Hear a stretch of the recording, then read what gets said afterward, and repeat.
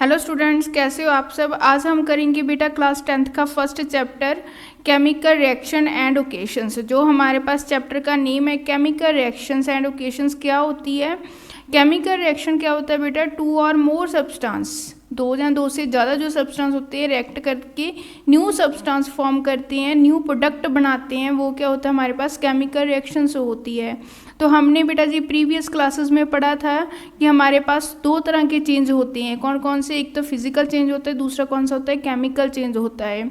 जो physical change होता है वो कौन सा होता है हमारे पास? रिवर्सिबल। रिवर्सिबल कौन सा होता है बेटा? जो एक बार हो जाए उससे रिपीट हो सके। जैसे इसमें क्या होता है बेटा, कोई भी न्यू सब्सटेंस फॉर्म नहीं होता, नो न्यू सब्सटेंस फॉर्म्ड।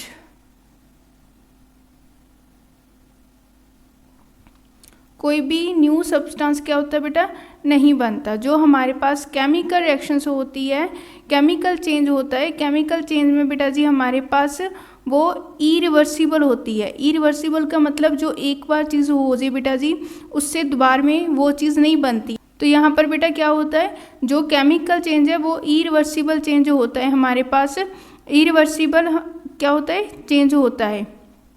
इससे क्या होता है कि बेटा ये क्या होता है, एक न्यू सब्सटेंस बनाता है। जो केमिकल चेंज होता है ना वो क्या है बेटा जी, न्यू सब्सटेंस बनाता है। ठीक है बेटा जी।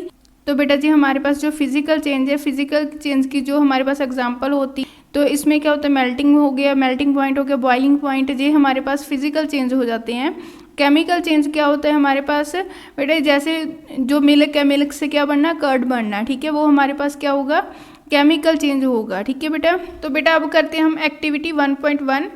तो 1.1 एक्टिविटी में क्या है हमारे पास, इसमें क्या लिया हुआ है बेटा, एक मैग्नीशियम रिबन लिया हुआ है। मैग्नीशियम रिबन को क्या करना है बेटा, 3 से 4 सेंटीमीटर मैग्नीशियम रिबन लेना है, लंबा लेना है, लॉन्ग लेना है। ठीक है, उसको क्या करना है, रब करना है सैंड पेपर के साथ।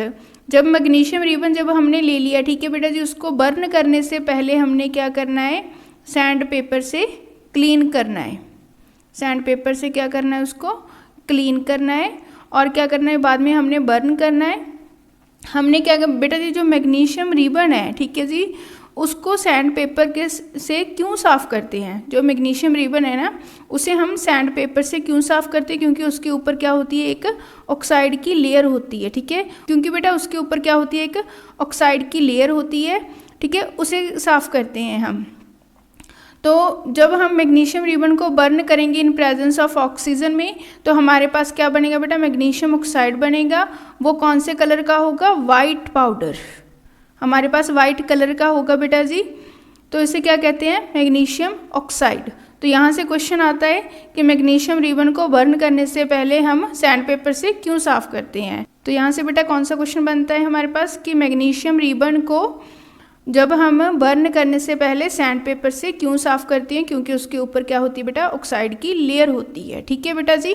तो यहाँ पर बेटा हमने पढ़ ही लिया है, जो मैग्नीशियम रिबन को जब हम बर्न करते हैं तो वाइट पाउडर में वो क्या होता है, कन्वर्ट होता है। वाइट पाउडर को हम मैग्नीशियम ऑक्साइड कहते हैं। ठीक है बेटा जी। तो अब हम बेटा नेक्स्ट एक्टिविटी करते हैं। नेक्स्ट एक्टिविटी में क्या है हमारे पास, हमने क्या है बेटा जी, डिल्यूट सल्फ्यूरिक एसिड लिया हुआ है, H2SO4 सल्फ्यूरिक एसिड लिया हुआ है हमारे पास, और जिंक ग्रैनुअल डाले हुए हैं उसमें। जब वो बेटा जी एक कोर लगा दिया और यहाँ पर ग्लास ट्यूब लगा दी है, जब वो हमारे पास एसिड है वो क्या होगा बेटा जी, हमारे पास जब जिंक ग्रैनुअल के साथ रिएक्शन करेगा तो कौन सी गैस लिबरेट करेगा, यहाँ से हाइड्रोजन गैस। तो हाइड्रोजन गैस को क्या करेगा, लिबरेट करेगा। तो अब हम बेटा नेक्स्ट एक्टिविटी करेंगे। नेक्स्ट एक्टिविटी क्या है हमारे पास 1.2 कि इन्होंने कहा हुआ है एक टेस्ट ट्यूब लेनी है, उसमें लेड नाइट्रेट लेना है और ऐड करना है पोटाशियम आयोडाइड सोल्यूशन। तो उसकी ऑब्जर्वेशन से हमने क्या करनी है, चेक करनी है। ठीक है बेटा जी। तो 1.3 एक्टिविटी में क्या है हमारे पास कि हमने क्या करना है बेटा, डिल्यूट सल्फ्यूरिक एसिड लेना है और जिंक ग्रैनुअल लेना है, और जब दोनों की रिएक्शन होगी तो हमारे पास कौन सी गैस लिबरेट करेगा, यहाँ से H2 गैस बनाएगा। ठीक है बेटा जी। हमारे पास जब हमने डिल्यूट सल्फ्यूरिक एसिड में जब जिंक ग्रैनुअल को डालेंगे तो वो कौन सी गैस को निकालेंगे, हाइड्रोजन गैस को लिबरेट करेंगे। ठीक है बेटा जी। तो ये हमारे पास था बेटा जी 1.3 एक्टिविटी। तो आगे बेटा हमें क्या दिया हुआ है, जो केमिकल रिएक्शन है उसे कैसे डिटरमाइन कर सकते हैं, हमारे पास चेंज इन स्टेट, स्टेट का चेंज होना, जैसे सॉलिड से लिक्विड, लिक्विड से गैस। ठीक है जी, जहाँ फिर हमारे पास सॉइलेट से सीधा गैस में चेंज होना, ये जो हमारे पास स्टेट का क्या होना बेटा, चेंज होना। यहाँ पर चेंज इन कलर का चेंज होना, ठीक है। यहाँ से जब हम कोई सोल्यूशन लेते हैं, जैसे हमने पहले क्या किया था, मैग्नीशियम को जब हमने बर्न किया था वो वाइट पाउडर में चेंज हो गया था, जैसे बेटा ये वे क्या होते हैं, कलर को चेंज कर लेते हैं। एवेल्युएशन ऑफ गैस का रिलीज होना बेटा। चेंज इन टेम्परेचर मतलब कि चेंज करना, जब कोई भी चीज़ है, ठीक है बेटा जी, एक टेम्परेचर पर क्या होती है बेटा जी, बर्न नहीं हो सकती कि उन हर मेटल या हर एक सब्सटेंस को डिफरेंट टेम्परेचर देने होते हैं, ठीक है बेटा।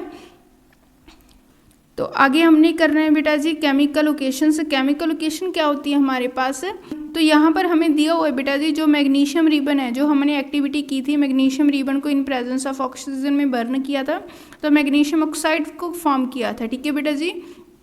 तो मैग्नीशियम ऑक्साइड में कन्वर्ट हो गया था। तो बेटा जी ओकेशन है हमारे पास, जो ये हमारे पास वर्ड फॉर्म में लिखे हुए हैं, इसे सिंबॉलिक फॉर्म में रिप्रेजेंट करना वो केमिकल ओकेशन होगी। जैसे यहाँ पर है मैग्नीशियम प्लस ऑक्सीजन, तो मैग्नीशियम ऑक्साइड, तो ये हमारे पास क्या केमिकल ओकेशंस बन जाएगी हमारे पास बेटा जी।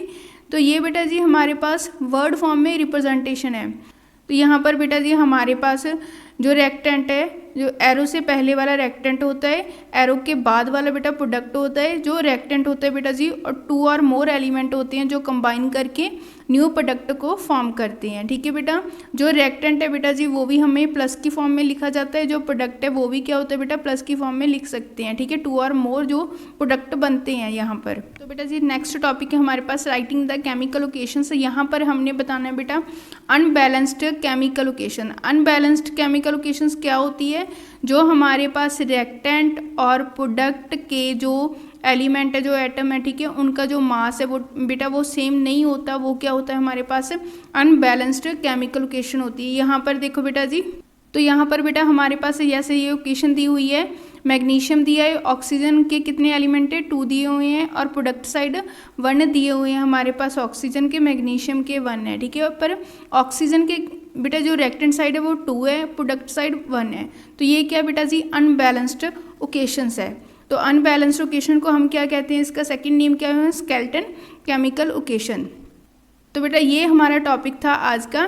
तो इसमें हमने क्या किया है बेटा जी, एक तो केमिकल ओकेशंस की है, रिएक्शंस की है, ठीक है, उसे कैसे डिटरमाइंस किया जाता है, और हमने क्या किया, 3 एक्टिविटीज़ की हैं हमने। तो ये बेटा जी हमारा आज का टॉपिक था। आपको हमारी क्लास कैसी लगी, हमारी क्लास को शेयर, लाइक और चैनल को सब्सक्राइब जरूर करना। Thank you.